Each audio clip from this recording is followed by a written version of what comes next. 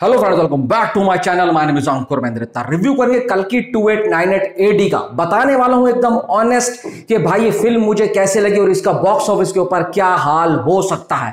तो देखो, एक क्वेश्चन है प्रभास से, वाई प्रभास वाई, वो क्या है बताऊंगा।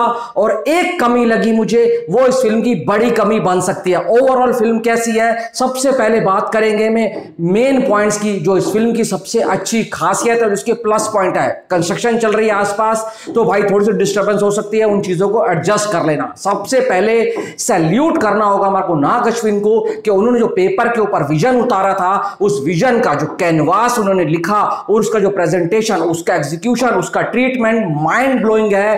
100 आउट ऑफ 100 उन्होंने जो महाभारत वाले सीन लिखे हैं और उनका ट्रांजेक्शन जो है, उनका एग्जीक्यूशन जो है, वो आपको सीधा महाभारत के युग में लेकर चला जाता है। जब भाई केशवा आते हैं अश्वत्थामा के सामने और वहां अर्जुन होता है, सामने से आते हैं सूर्य पुत्र। अब सूर्य पुत्र कौन है वो आपको पता है, मैं सच बता रहा हूं, वहां लिटरली गूज़बम्प आ गए थे और सीट से खड़े होकर हूटिंग करने लगेंगे। सबसे अच्छी बात मेरे को क्या लगी कि प्रभास के जो करेक्टर के अंदर लेयर्स हैं और उनको मेरा फेवरेट महाभारत का करेक्टर दिया गया है सूर्य पुत्र वाला।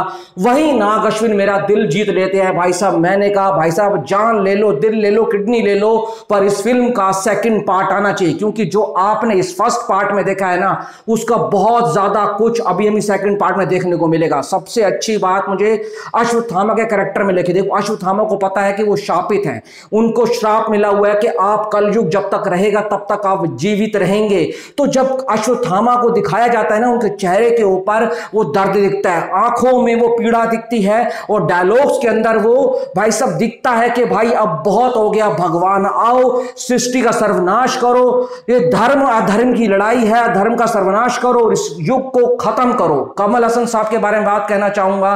कमल हसन साहब के बहुत कम सीन है, पर उनकी जो डायलॉग डिलीवरी है वो स्केरी है, डर लगता है जब वो बोलते हैं। इंटेंसिटी है और इतना पहनापन है उनकी डायलॉग डिलीवरी के अंदर, उनके फेस के ऊपर जो दिखता है ना, डर दिखता है, वो बहुत जबरदस्त लगा मुझे। एक वीक पॉइंट जो लगे वो मैं बताऊंगा, पर प्रभास के बारे में कहना चाहूंगा। प्रभास, आपको ऐसी फिल्में चूज करने की जरूरत है, आपको वन मैन आर्मी वाली फिल्में चूज करने की जरूरत नहीं है। वो देखा होगा आपने कैसे पीछे आपकी फिल्में पिटी हैं। बाहुबली के बाद मुझे लग रहा है ये रियल में प्रभास का कमबैक होने वाला है, क्योंकि प्रभास के कैरेक्टर के अंदर लेयर है। पहले वो कॉमिक डैम भी करते हैं, फिर बाद में जब वो अपने असली रूप में आते हैं और वो लड़ते हैं उस कमांडर के साथ, वहां देखना प्रभास की आंखों में जो भाई साहब खूंखारपन दिखेगा ना, वो आपका दिल जीत लेगा। दीपिका का कैरेक्टर बढ़िया है। अब मैं बताता हूं कमी जो मुझे लगी। कमी मुझे लगी इस फिल्म के फर्स्ट हाफ में। जितना अच्छा इस फिल्म का सेकंड हाफ है, उतनी ही थोड़ी बहुत कमियां हैं फर्स्ट हाफ में। फर्स्ट हाफ में मुझे सबसे बेकार लगा प्रभास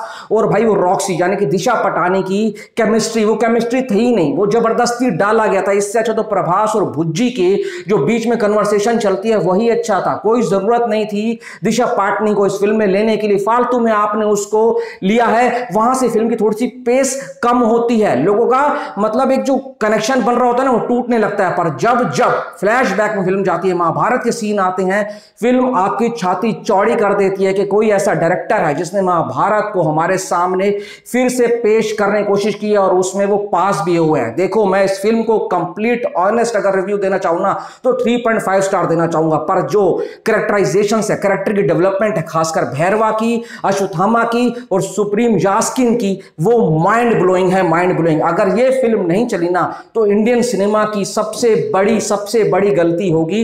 ये चलेगी तभी सेकंड पार्ट आएगा, इसलिए कुछ भी करो, जाओ और देखो, निराश तो नहीं होने वाले, क्योंकि इंडियन सिनेमा का स्टैंडर्ड नाग अश्विन ने यहां से यहां सेट कर दिया है। मैं इस फिल्म को इजीली 4 स्टार देना चाहूंगा। सैल्यूट है भाई इस पूरी टीम को, और सबने जो काम किया है वो बहुत अच्छा है। फाइनली प्रभास की भी एक्टिंग बहुत बढ़िया निकल कर आई है। आपने देखी या नहीं देखी जरूर बताना। Thanks for watching.